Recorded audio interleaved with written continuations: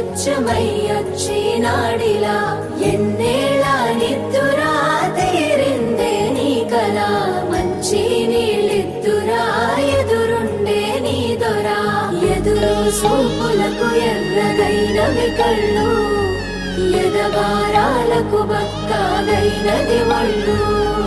కడిగినవే కన్నీటితో తన పాదాలు చేతి కందియ పళ్ళు వింటున్నావో పిల్ల ఎన్నెన్ని బాధల్లా